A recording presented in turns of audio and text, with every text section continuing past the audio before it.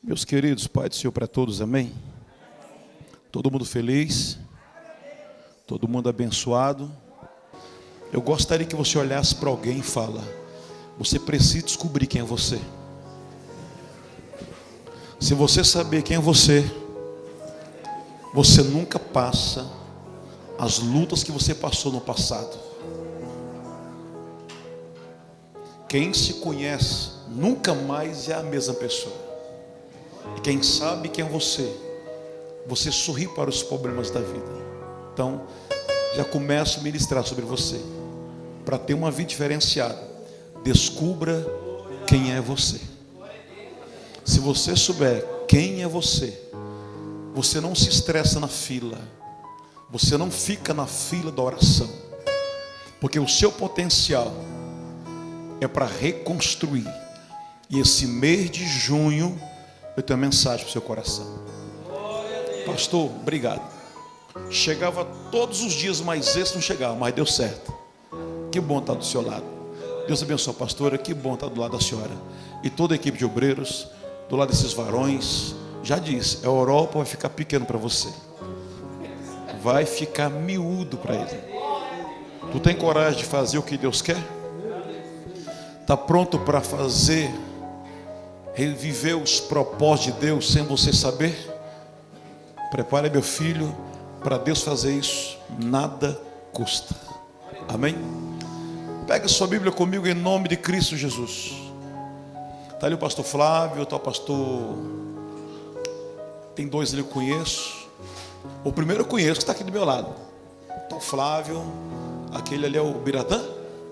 É não. É isso. Apontou meio cego. Clécio. O de óculos é o último. É o último. Fez um propósito. Esse aqui eu conheço, que é eu. Esse aqui. Aquele. Ixi, rapaz. Tô do lado da conferencista internacional, eu não estou sabendo. Aquele de gravata vermelha, eu sei quem é. Os outros. Isaías. Clauderilson. Muito bem. Está do lado de professores, é difícil para pregar. Você não quer dar as bênçãos apostólicas, não? Abre sua Bíblia no livro de Jonas, capítulo de número 1. Profeta Jonas, capítulo de número 1. Eu quero ser bem paliativo, bem tranquilo, apesar que eu sou muito calmo, nada me estressa. Eu me lembro uma viagem para o México, de repente a luz apagou em cima do oceano. Tchum! Eu estava no corredor. Imagina um Boeingzão, 480 pessoas. Um mundo de mala lá no fundo. Aí do nada, tchum! Eu estava aqui escorado aqui na poltrona, conversando com os colegas, né? Eu mais o pastor Raimundo. E prosseando tal. Aí, tchum! Aí começou a fazer assim, ó. Começou a esticar, né? Aí o pastor Raimundo disse: pessoal, foi um prazer servir a Deus com vocês. Aí o bispo Vasco disse: meu irmão, foi muito bom. Nós encontramos na mesa do Cordeiro. E um desespero, aí chamaram. Eu nunca ouvi falar em tanto santo na vida. Você está no meio de muita gente. Você vai ouvir falar em tanto santo que você nunca ouviu falar na história. E foi Santo Jerônimo, Joaquim, Pedrinho, um monte de santo. Aí do nada a luz, tchum, voltou.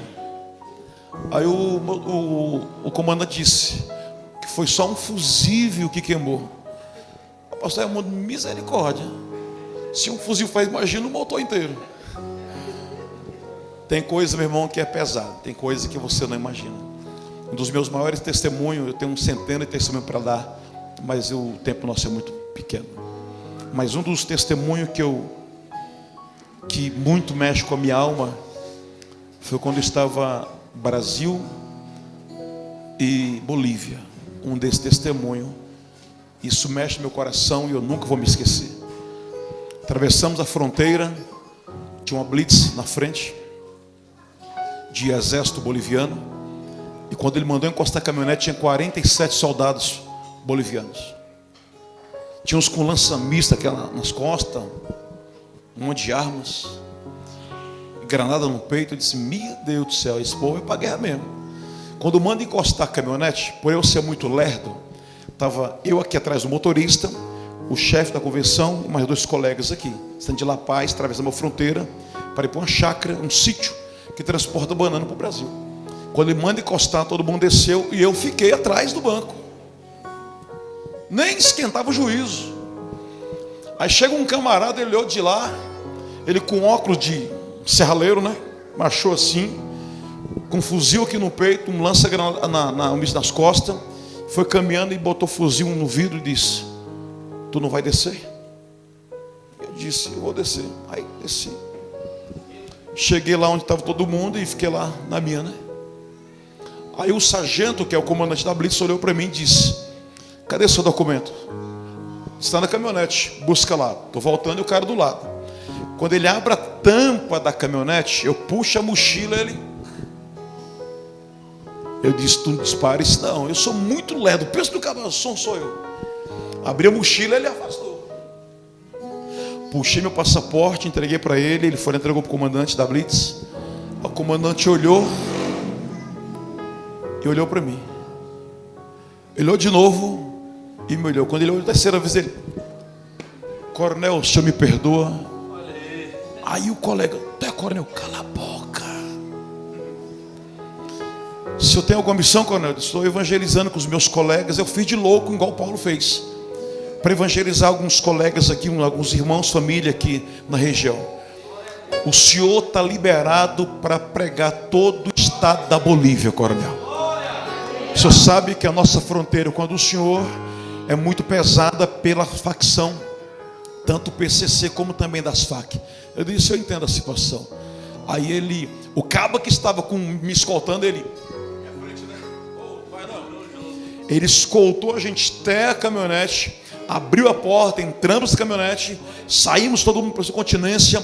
Aí no meio do caminho a senhora parou e disse: filho, eu estava lá.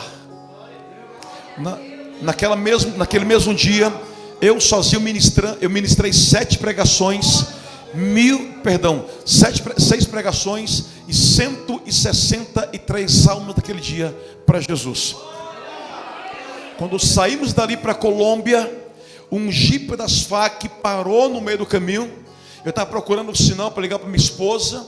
Quando o jipe parou, o colega disse: não olha, não encara, abaixa a cabeça e fala tudo o que eles perguntarem. Só que ele parou porque eu estava com o celular na mão. Nessa hora que o jipe parou, a minha alma já saiu do meu corpo. Estava só eu. Ele desceu, baixou aqui, eu vi no braço dele aquela flanela vermelha. Eu disse: meu Deus, nós era 8, tinha algumas esposas, alguns filhos. Nós tínhamos mais ou menos 17, 18 pessoas. E aí ele parou na minha frente, ele olhou para mim e fez assim, ó, tá, na minha cabeça. E eu disse: comigo, se tu estivesse sozinho, eu te dava uma surra tão grande. Eu estava gelado, meu irmão. Ele olhou para mim e disse: eu vou te fazer uma pergunta. E no jipe tinha 4 pessoas. Vou te fazer uma pergunta. Quando ele falou isso, ele puxou. Eu vi a bala entrando, sabe? Ele colocou nessa direção. Não esqueço. Você é crente? Sim ou não? 15 segundos. Eu fui lá no ventre da minha mãe, saí até o dia presente. Rodei o mundo em massa. Eu disse: Deus, receba minha alma. Eu sou crente. Ele fez assim com o fuzil. Se você olhar para trás, eu te meto uma bala na cabeça. Alguém sabe o que é cólica? Eu também sei. A minha espinhela estava gelada de alta a baixo. Voltamos para a Bolívia. Uma senhora chorava na pregação do dia anterior. Ela tem 12 filhos. 8 estavam ali, 4 era pistoleiro das FAC. Começamos a ministrar à noite. Aparece 4 camaradas. Eu não conheci devido o pano do rosto dele. Quando ele me olhou e disse: posso falar contigo? Eu disse: posso, pode. 9h45 da noite. Ele disse: eu subestimei sua fé. Nós tínhamos um carrego para transportar do seu país, do nosso país para o seu país.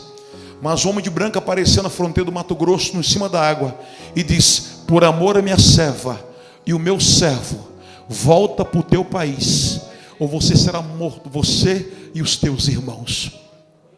Eu disse: quem é você? Eu sou aquele que quebrei teu celular e coloquei a arma na sua barriga. Ele ajoelhou e os 4 aceitaram Jesus como Salvador. Eu nunca vou me esquecer desta palavra. Amém, irmãos? Eu quero falar uma coisa para você. Descubra quem é você, porque Deus ainda acredita em você. Amém? Vamos lá. Jonas, capítulo número 1. Versículo de número 1, quando se encontraram comigo. O texto é claro, diz assim: e veio a palavra do Senhor a Jonas, filho de Amitai, dizendo: levanta-te e vá à grande cidade de Nínive, e clama contra ela, porque a sua malícia subiu até mim. E Jonas se levantou para fugir diante da face do Senhor, para Tarsis. E descendo a Jope, achou um navio que ia para Tarsis. Pagou, pois, a sua passagem, e desceu para dentro dele, para ir com eles para Tarsis, diante da face do Senhor. Mas o Senhor mandou um grande vento, e fez-se o mar uma grande tempestade. E o navio estava quase para quê? Quebrar-se. Então temeram os marinheiros, clamavam cada um ao seu Deus, e lançavam ao mar as fazendas que estavam no navio, para aliviar do seu peso. Jonas, porém, desceu ao lugar do porão, e se deitou e dormiu um sono profundo, um profundo sono. E o mestre do navio chegou-se, ele disse-lhe: que tens, dormente? Levanta-te e invoca ao seu Deus. Talvez assim Deus se lembre de nós, para que não pereçamos. Dizia cada um de seus companheiros: vinde e lancemos sorte, para quem saibamos por que causa sobreveio este mal. E lançaram sorte, e a sorte caiu sobre Jonas. Então lhe disseram: declara-nos tu agora, por que razão não sobreveio este mal? Que a ocupação é tua, de onde vens, qual é a tua terra, e de que povo és tu? E ele disse: eu sou hebreu, temo Senhor Deus do céu, que fez o mar e a terra seca. Então os homens se encheram de grande temor, e disseram: por que fizeste isso? Pois sabiam os homens que fugiam diante do Senhor, porque eles não lhe tinham declarado. E disseram-lhe: que te faremos nós para que o mar se acalme? Porque o mar se levanta, engrossava cada vez mais. E ele lhes diz: levanta-me e lança-me ao mar, e o mar se aquietará, porque eu sei que por minha causa vós sobreveio este tão grande tempestade. Amém? Meu pastor, depois que eu ministrar, eu vou voltar aqui, não vou? Quando eu voltar, aí os sobreiros pagam a pizza pra gente, beleza? Tomem os seus assentos com carinho, em nome de Jesus. Alguém está me ouvindo bem? Abaixa o som um pouquinho, filho, só um pouquinho. Queridos, quando você olha para essa história, você começa a lembrar da pessoa que você é. Eu sempre, desde quando Deus me chamou, eu comecei a procurar entender quem anda ao meu lado e quem soma comigo na minha família. Quando eu olho para o projeto 2023, eu sento e analiso como vai a minha vida, meu casamento, minha casa, meus animais, a minha vida pessoal e também o meu ministério. A vida de Jonas, querido, era uma vida poderosa. A única pessoa mais bem preparada, uma pessoa mais finalizada por Deus, seu nome se chama Jonas. Porém, de Tars até chegar a Nínive, era só 800 quilômetros. Porém, de Tars até Espanha, em Jope, era 3.600 quilômetros. Naquele momento, irmão, você pode imaginar que no cais haveria tocador 9.000 pessoas. 9.000 tacianos, diz a história. Essas 9.000 pessoas estavam despedindo seus maridos, filhos, pessoas, família, que ia viajar para a Espanha. Só que naquele bendito dia, amado pastor, nós entendemos que aquele bendito barco, Jonas acha simplesmente um navio. Ele começa a fazer alta especulação para saber para onde vai aquele barco. Ele passa no meio de 9.000 pessoas e ninguém imaginaria que o problema era ele. O problema a gente não conhece, só sabe que ele destrói a nossa vida. No meio de 9.000 pessoas, pobres, ricas, magras, gordas, sei lá, ninguém imaginaria quem era esse Jonas. Ninguém entenderia quem era a pessoa dele, mas quem conhecia ele, sabia que ele era profeta. Quem conhecia Jonas, levantava a mão para ele como reverendo. O texto judaico diz que as pessoas baixavam a mão e levantavam para Jonas, porque ele era um profeta gigantesco. A cidade de Tarsis conhecia quem era Jonas. A cidade de Nínive não sabia quem era ele. Mas a notícia percorreu dizendo que em Tarsis haveria um poderoso profeta chamado Jonas, que Deus falava pela boca e pelos seus lábios. Porém Jonas, ele passa no meio dessa multidão, só que ninguém imaginaria que ele causaria tamanhos danos. Para o outro lado, você pode imaginar que o poderoso capitão, com 37 marinheiros, esse ano, esse mês de junho, era o mesmo mês amado de junho, chamado lá naquele mesmo local, que ia para Jope. E o capitão sabia, amados, aquele tempo, aquele mês, não era mês de vento. Aquele mês era a maior e a mais poderosa viagem daquele capitão. Porque isso, naquele bendito barco, levaria ouro, prata, pele, querido, e ferro para a Espanha. Só, querido, era um peso insuportável. Você não tem noção quanto essa tripulação ganharia através dessa bendita viagem. Por que isso? Todos nós que fazemos uma viagem, você analisa que a proporção de tamanho mercadoria que o avião, o barco começa a carregar. Mas naquele momento que todo mundo despede amadas pessoas, dá um tchauzinho para os seus maridos, dá um tchauzinho para o seu pai, dá um tchauzinho para alguém, começa. A primeira coisa que acontece, pastor, é quando alguém toca a buzina e agora é tempo de embarcar. O texto judaico diz que alguém puxa aquela rampa entre a plataforma e o barco, e ao puxar, Jonas, a primeira coisa que ele faz, ele paga a sua passagem. Pessoas amadas que sabem que o problema vai reinar, ele não diz para você da maneira que ele vai chegar. Ele não diz como será o seu fracasso. Ele não fala como será o seu final. É por isso que eu perguntei para você. É necessário que você conheça a você mesmo, porque a sua vida está ótima, seu ministério está bem, seu relacionamento está bem, sua empresa vai melhor ainda, muito melhor. Mas quem chega até você, ele não diz que você vai perder. Primeiro ele olha para a proporção do barco, ele olha para o seu olhar, para a sua humildade, e da maneira que você recebe, é da maneira que ele entra. Então Jonas, ele paga a sua passagem, e ao entrar nesse barco, o texto diz, querido, que o capitão pega a sua passagem, ele sobe nesse barco e começa a grande preparação. O texto diz que 1 quilômetro começa agora a navegar. O capitão, ele olha para o tempo, ele sabe que o tempo estava ótimo, ele sabe que era a viagem dos seus sonhos, ele sabe que não tinha vento, ele sabe que não teria maré, ele conhece toda a rota, tanto ida como voltar, pregadores. Então ele sabe da sua história. Sabe quem é esse capitão? É você. Você conhece a sua história, você sabe a sua rotina, você sabe onde trabalha, com quem você conversa, com quem você troca ideia, com quem você troca mensagem, a forma que você vive na presença de Deus, é mais ou menos assim. Você sabe a sua vida. Então há coisa na sua história que as coisas parecem que não andam, porque há um problema que nós aceitamos e achamos que isso é normal. Não é normal quando você tem a promessa e a promessa não se realiza.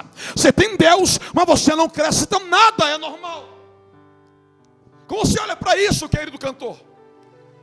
O capitão entende que o tempo era ótimo para eles, e ao começar a navegar, começa agora a surgir um pequeno vento. Vira para o vizinho mais lindo que você achar, diga para ele: o pequeno vento está chegando. Diga mais forte: está começando a chegar um pequeno vento. Olha para cá. Quando o vento começa a balançar, o capitão entendeu que algumas coisas começou a dar errado. Ele conhecia, amada, a história. E quando o vento começa a balançar, começa a criar maré, O texto fala que as 3 velas, os 3 maiores mastros, uma delas começa a baixar a vela. O capitão sabia que tinha data marcada para o barco chegar do outro lado. Porém, quando começa a ventar, a primeira coisa que ele faz, ele baixa as 2 velas e deixa somente uma. Porque as 3 velas, o processo de navegação é mais poderosa. Ele baixa 2 e deixa somente uma. Só que essa uma não aguentou. O vento começa agora a engrossar. Quanto mais o vento começou a bater, agora o capitão começa a imaginar: será que eu calculei o tempo errado? Você tem experiência da sua vida, irmão. Existe coisa que você não está preparada para receber.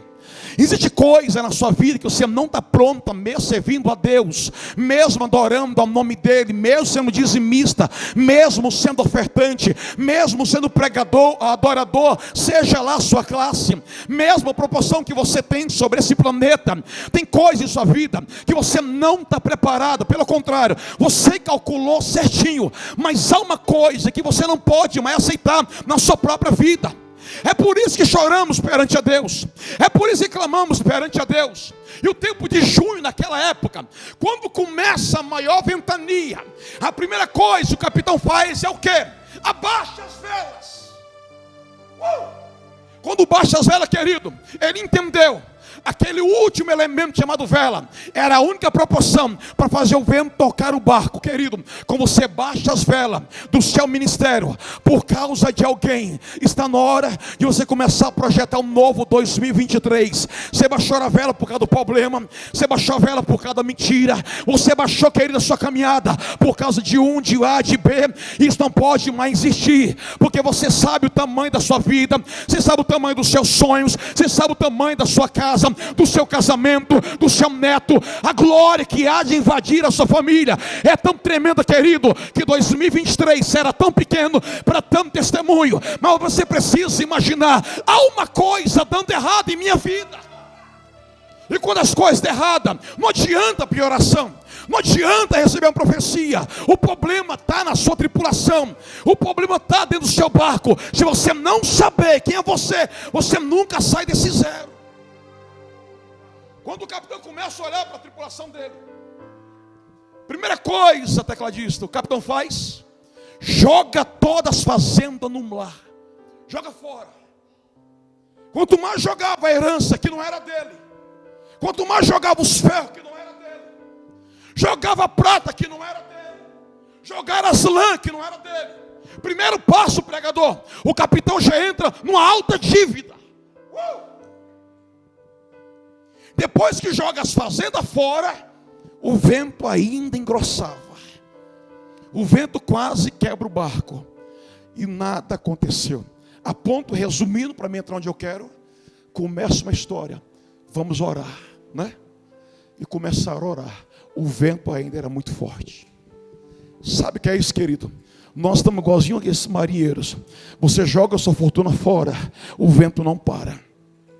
Você jejuma, o vento não para. Você consagra, o vento não para. Você adora a Deus, o vento não para. Você ajoelha, o vento não para. E aquele vento não é para destruir o barco, é para entender para você que há na sua vida, há um problema que você precisa jogar fora. Doa quem doer. Se você quer uma vida projetada de milagre, é preciso amar de jogar aquilo que não vale a pena para ti.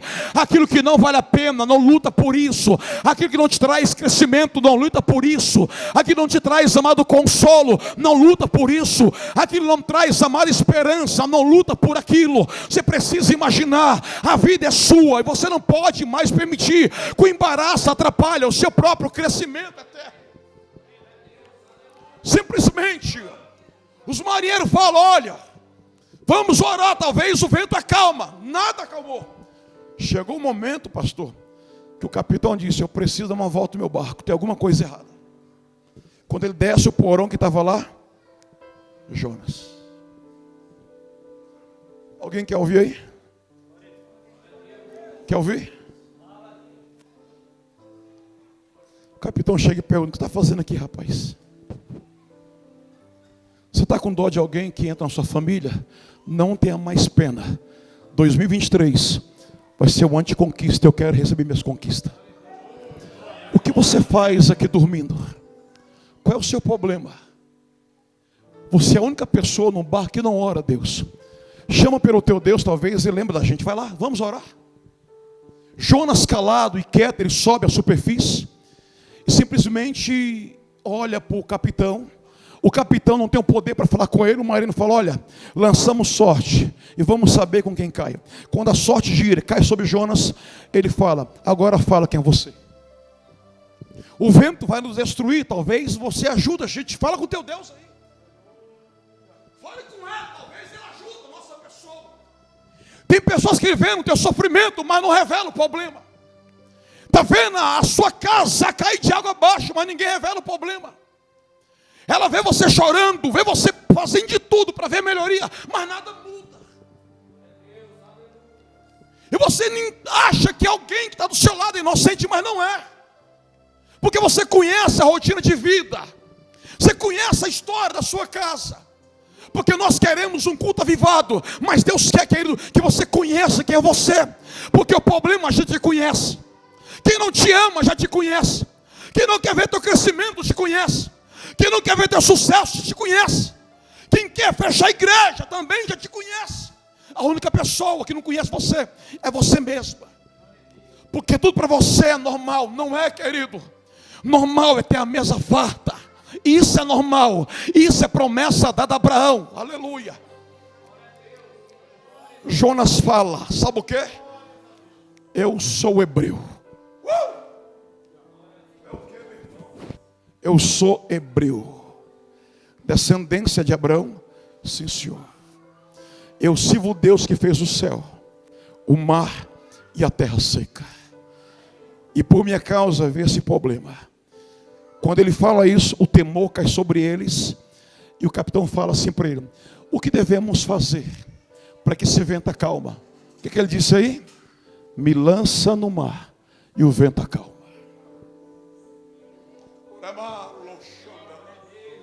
Olha para cá, meu querido. Eu quero chegar onde eu mais preciso. Me lança no mar que o vento acalma.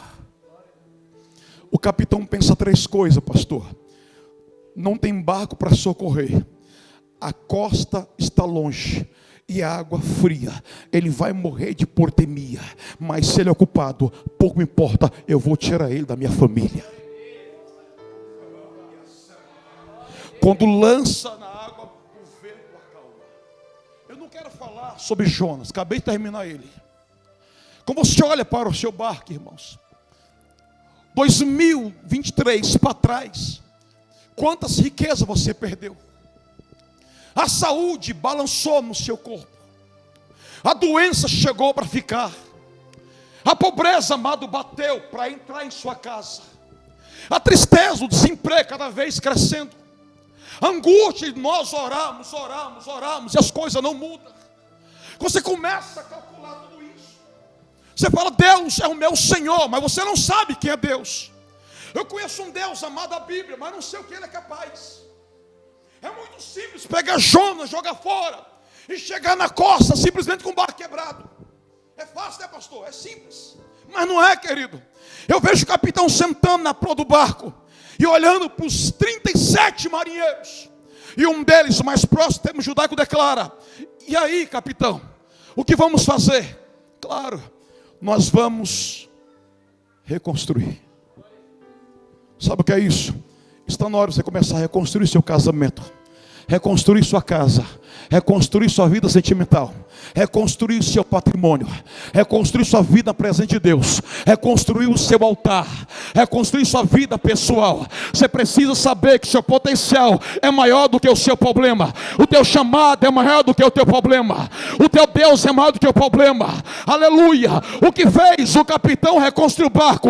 Porque Jonas disse a ele: eu sirvo o Deus do céu. Naquela mesma hora ele entendeu que em mês de junho nunca houve vento naquele lugar. E por que que naquele dia teve aquele vento, querido? Há um vento chegando em sua vida, mas não é para destruir você, é para você entender que há um problema pessoal na sua vida. Ou você deixa o problema prevalecer, ou você joga ele fora. Quem conhece Jesus na Bíblia, levante a mãozinha para o céu.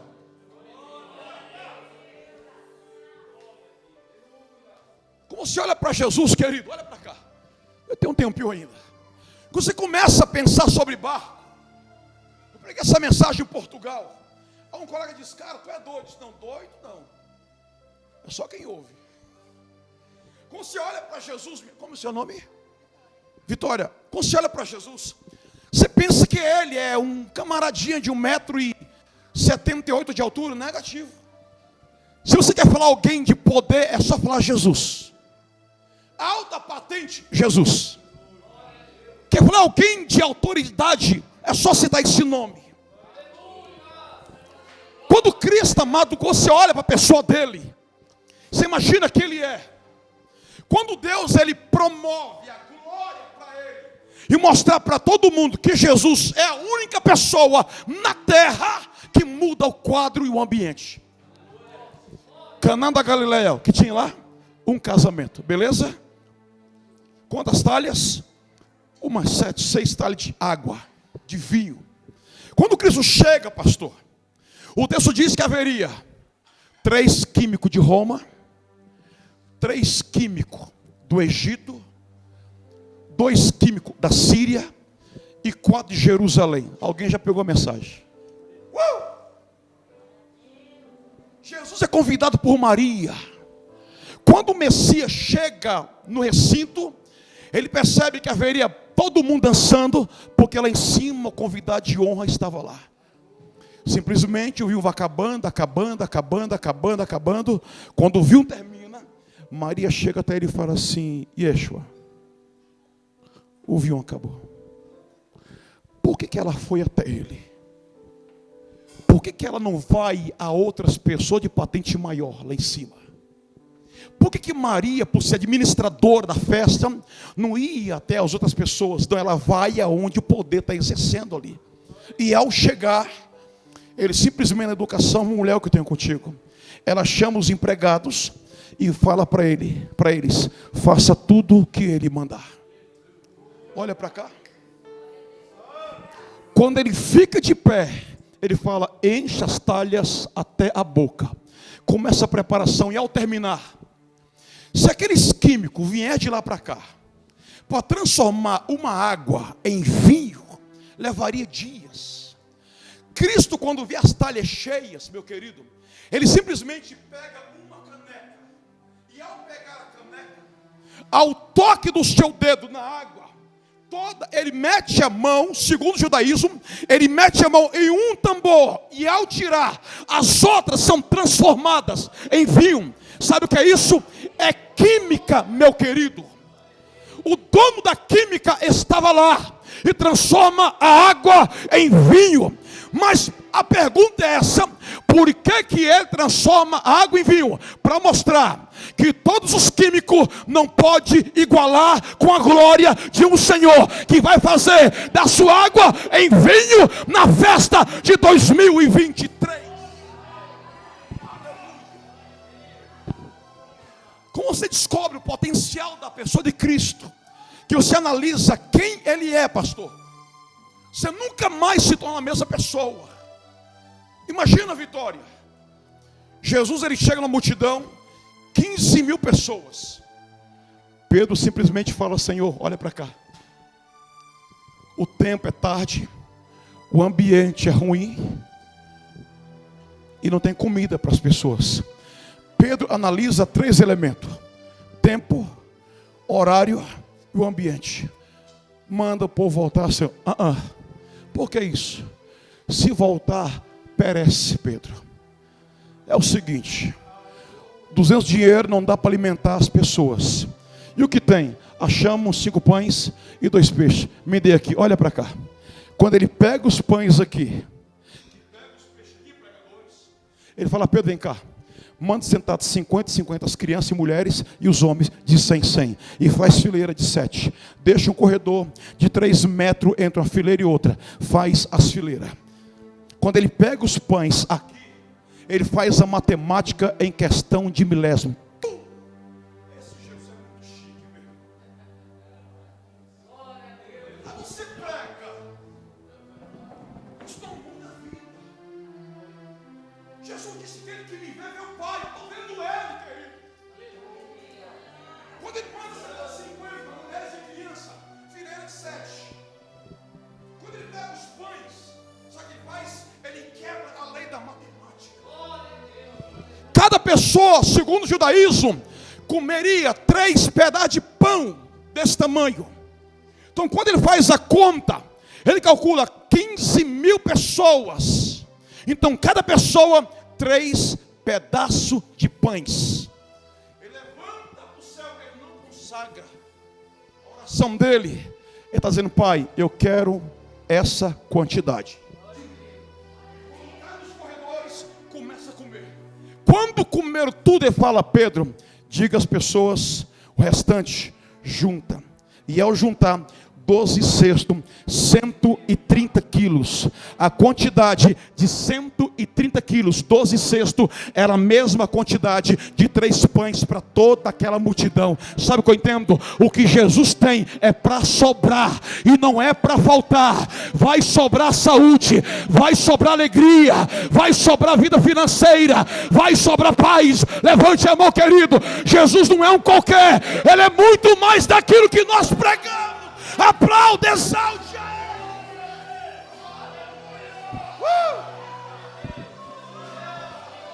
Aí você imagina quem ele é. Como você imagina quem ele é? Pois não. Está todo mundo bem, agora pega o barco e vaza para o outro lado. Não foi isso, pastor? Vai para o outro lado, vai.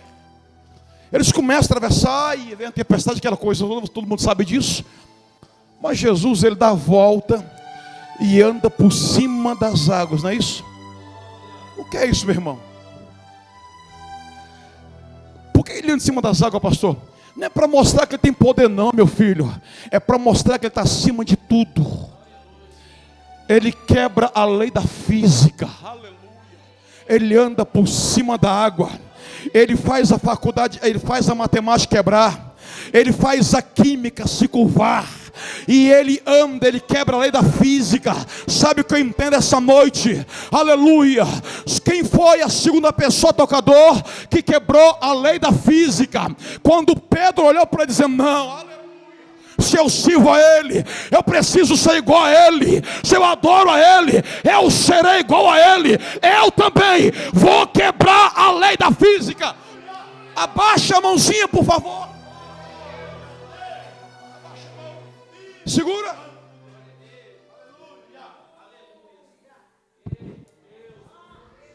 Olha bem para mim. Eu quero chegar aqui e termino. Quantas pessoas tinham no barco? 12. Quero o dono do barco? Pedro. Alguém fala: Pedro, você vai morrer. Se eu morrer, eu morro na presença dele. Por que você vai descer, Pedro? Deixa eu voltar um pouco atrás. Quando você olha para Pedro, irmão, que você vê a mensagem de Jonas, você precisa valorizar um pouco mais você. Você precisa ser apaixonada em você, irmãos. Se você meteu o dedo naquele meio-fio, você chora. Então ama você, não se machuque mais. Não se envolva com coisas pequenas. Se você soubesse o potencial de vida que você tem, você nunca mais chora por coisas tão minúsculas. Como você se torna a pessoa que você se ama a si mesmo. Palavra não coloca você em alto abaixo. A pontuação não coloca você fora do seu caminho. Quando o Nazareno entra da casa de Simão, na sogra dele, a mulher queimando de febre, cura a senhora. Pedro olha para aquele baixinho, né? Galileu, olha para mim. E olha para ele e pergunta: André, quem é esse moço aí? André é irmão dele. Esse é Yeshua. Quem? Esse é Jesus, Pedro. E como é que ele chega e toca a mão e um negócio acontece? Esse é o filho de Maria, com José, filho de Deus. Não, é. Aí chega Jesus. Vem cá, meu filho. Já eu termino. Aí chega Jesus com Pedro e André fala: Senhor, esse é meu irmão. E os dois cumprimentam. Aquele toque na mão de Pedro marca a vida do rapaz. Pô, obrigado. André, a mão dele é diferente, André. Eu senti uma coisa diferente na minha vida. Mas André, valeu. Já é 6 horas, eu preciso passar na prefeitura para pagar o imposto, porque eu vou pescar. Ele chega lá na cola da prefeitura, deposita uma moeda, pega as redes, o barco e vai pescar. A prefeitura, querido de Genezere, rezava a área marítima. Então todos que pescavam durante toda a noite tinham que pagar uma taxa. Olha o que Jesus faz com Pedro, meu irmão. Aquele barco era do seu bisa, era do seu avô, é do seu pai. O pai morre e passa para Pedro, herança de família. Pedro paga os impostos e vai pescar. Já começou a sorrir, né? É por isso que eu imagino, querido, quando Pedro vai pescar toda aquela noite, pela manhã a hierarquia, segundo Roma, era de 8 até as 10. Os homens poderiam ficar na praia de Genezere. Após isso, os guardas vinham para a praia e confiscavam a rede e barca após 10 horas. Então, quando o Nazareno chega, 8 horas, ele começa a pregar para a multidão. Mas ele sabia que no meio daquele mar tinha alguém que mudaria história. Dentro desse mar tem alguém especial, tem alguém valioso, tem alguém que merece uma chance. No meio desse mar tem alguém que vai sonhar, não vai só sonhar, mas viverá o sobrenatural. Ele foi para a praia, porque o toque daquela mão marcou a vida de Simão, querido. No meio desse mar de luta, de tempestade, de problema, há uma pessoa, eu sou a primeira, e ele vai ao seu encontro para te provar: há uma vida melhor sobre a tua esfera humana. 9 horas batido, Pedro chega na praia. O texto diz, pastor, que o barco chega de Pedro, ele rema mais os colegas, sobe a areia e o casco dele trava. E ao travar, 9 horas. A Bíblia diz, pregadores, que quando os colegas descem do barco para lavar as suas redes, Simão fica dentro do barco. Jesus pega, sobe no barco de Simão e diz: Simão, agora afasta da areia. Quando manda afastar, André passa o pé no chão, que era um ritual deles. Passa o pé no chão, quer dizer, o horário. Vai dar 10 horas. E Jesus começa a pregar. Prega, prega, prega, prega. 9h30.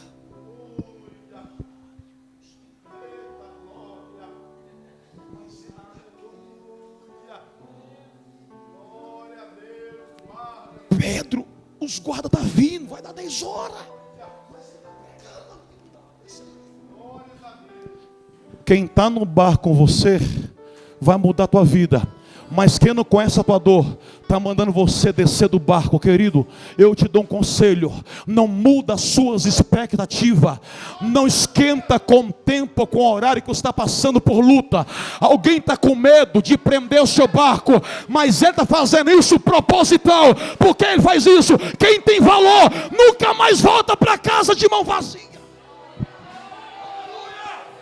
Essa é uma regra, meu cordeiro. Aí as pessoas, Pedro,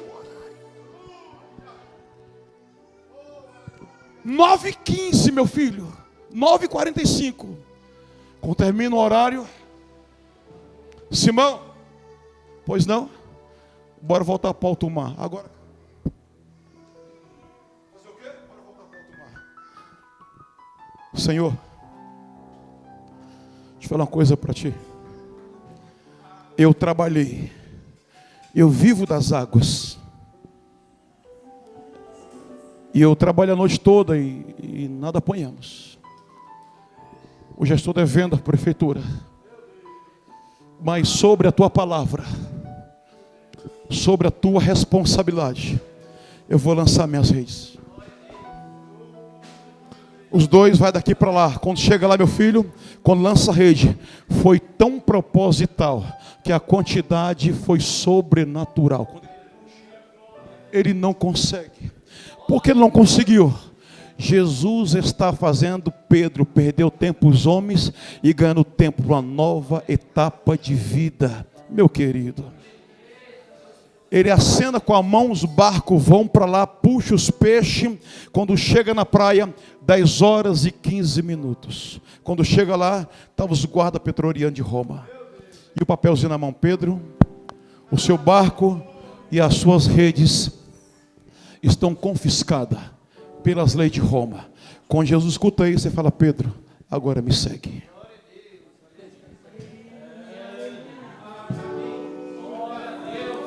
Sabe esse barco que te traz problema?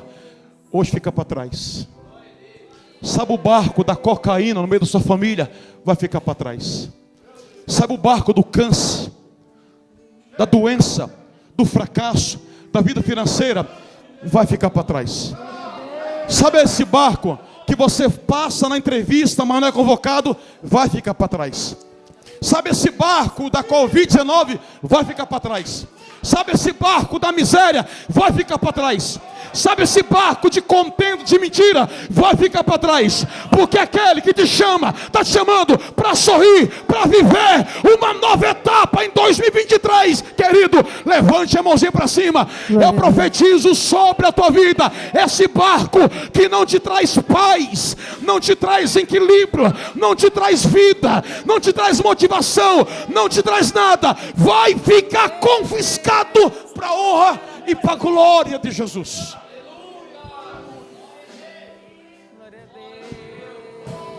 É por isso que nós não entendemos, irmãos. Estamos em cima de um barco chorando e não mudamos. Vivemos apaixonados por uma coisa que não traz crescimento chorando. Lamentamos pela vida chorando. Não é mais assim. Você precisa saber quem é você de verdade. Quando você descobre quem é você, você nunca mais é a mesma. Então valoriza quem é você. Você não foi criada para brigar. Você não foi criada para discutir com ninguém. Você foi formada para ser feliz. E 2023, querido, prepare, reconstrói seu barco e deixa o outro para trás. Amém? Por isso, levante a mãozinha para o céu. Capitão, e o barco? Nós vamos reconstruir. Eu vou terminar, eu vou orar por você. Passados 6 meses, o capitão constrói o barco. O capitão construiu o barco. Jonas prega em Nínive. Passado 8 meses, está aqui o barco do capitão, chique e útil aqui na costa. E quem passa em cima do cais, quem era? Jonas. Meu Deus. E o capitão olhando para a cara de Jonas.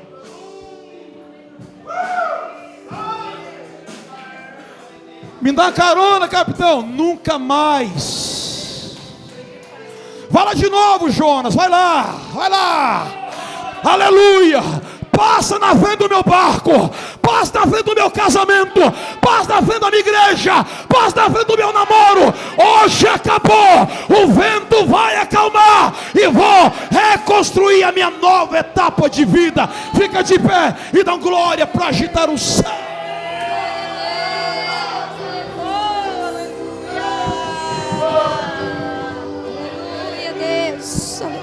Lamandela someniamo chandala. Braimundi osoisha. Qual o nome dessa senhora aqui na minha frente? Daiane. Dona Daiane, charada minha sobrinha. Sayamo eu sou charra.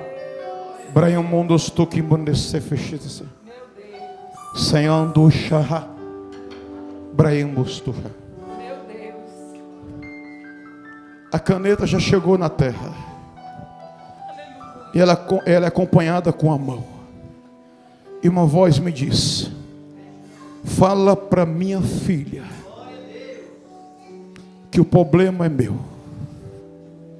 Os sonhos eu realizo. Porque de joelho em seu quarto ela me clamou. E a petição dela foi atendida. Diz mais ela, meu filho, que ainda essa noite Gabriel vai entrar na casa dela. E a casa dela nunca mais vai ser a mesma, diz o Senhor. Mas porque Deus Não será mais a mesma casa, porque só eu sei o quanto ela tem chorado. Ela me impediu que eu preparasse ela e levasse.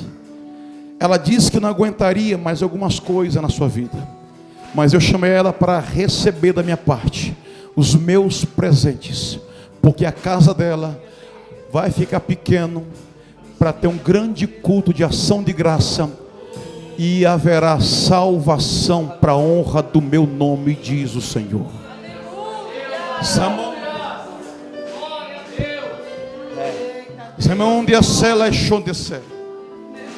Qual o nome daquela senhora ali que estava do lado desse moço aqui, ó? Essa. Como é que é?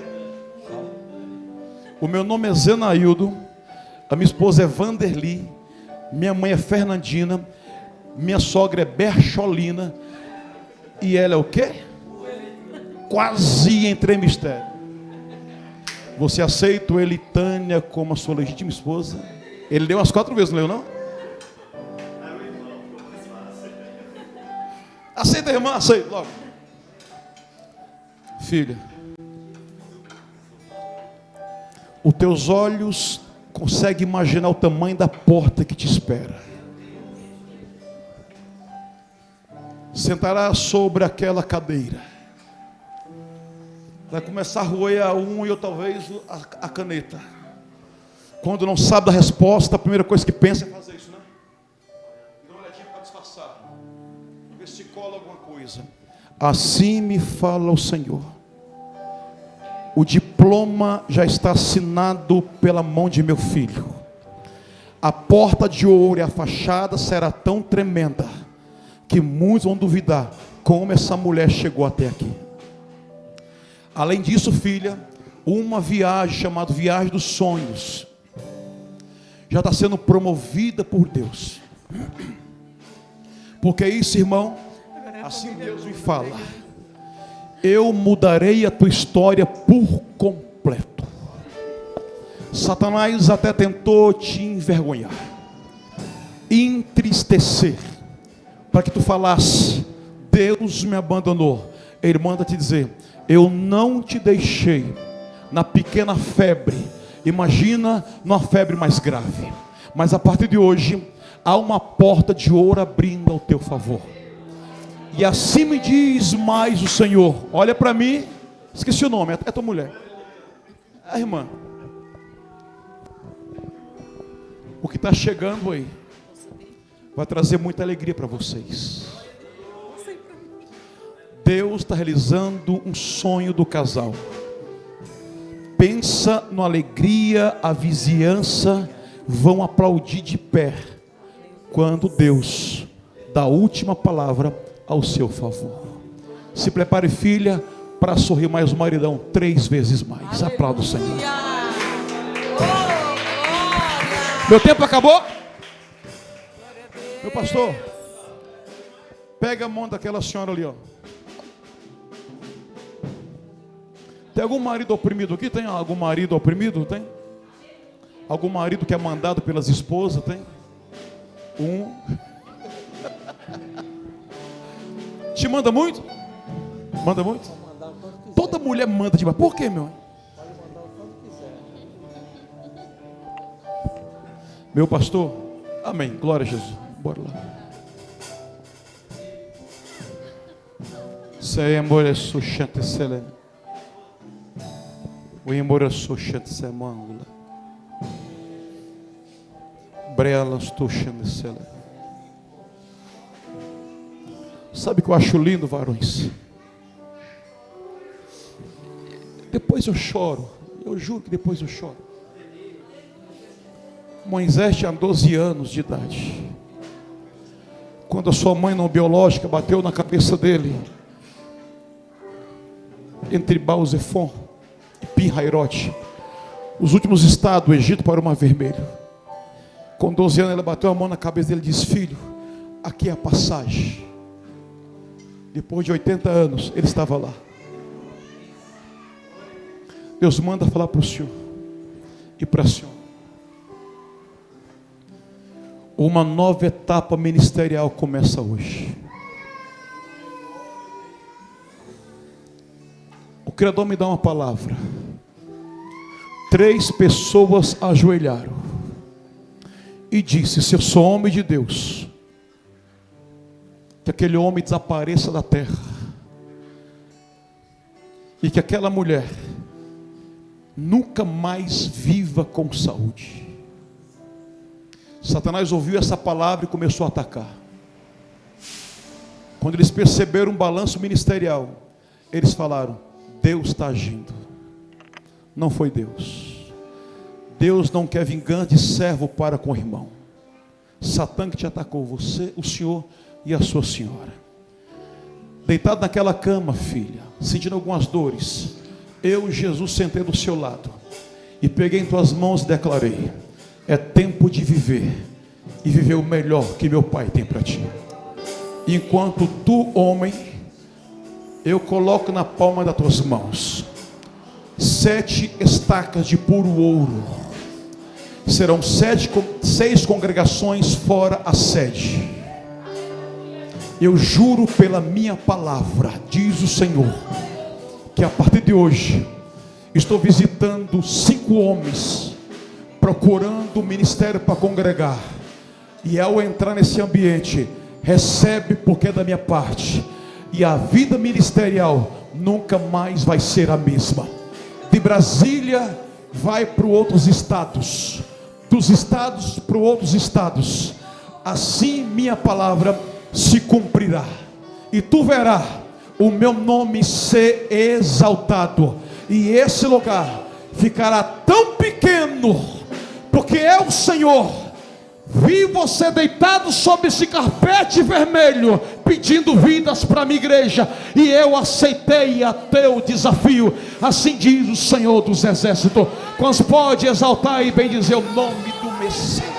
Tentam destruir-me, zombando da minha fé, e até tramam contra mim.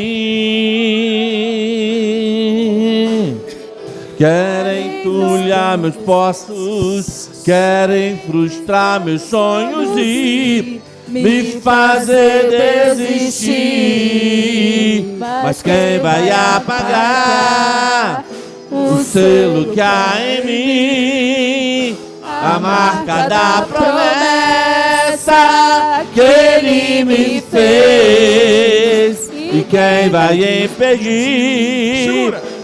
Decidi, deixou. Pastor, está vendo essa senhora aqui de verde? De verde.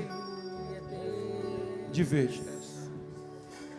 O nome é fácil, né? Desce. Rosimeire. Rosimeire, aleluia. É um nome bonito, mas a minha cabeça é muito fraca. É, para me memorizar. Dona Rosimeire, é bom chorar, não chora mais não, tá bom? Carro é para dirigir carro, não é para chorar dentro do carro, não é para chorar mais no banheiro, não é para sentar naquela cama e dizer: meu Deus, não precisa mais. Sentar naquela mesa para almoçar, para jantar, sem querer, com tanta coisa gostosa. Se eu fosse senhora, comia muito, sabe? Se farta. Porque assim me fala o Senhor: o meu juízo já chegou, e vou lhe surpreender. Eu vejo uma pessoa, eu vou te usar como cobaia, desculpa, tá? Faz de conta que os seus joelhos são fortes, mas a minha mão vai te ajoelhar. Eu vejo uma pessoa da sua casa se curvando diante de Jesus, da sua família, e declarando: eu nunca imaginei que o teu Deus é um Deus de milagre. Aleluia! Minha senhora, minha irmã, olha para mim. Aleluia. Deus me diz: eu vou julgar a sua causa. Se preparem para ter um sorriso gigantesco e projetar a viagem que a senhora tanto quer ir.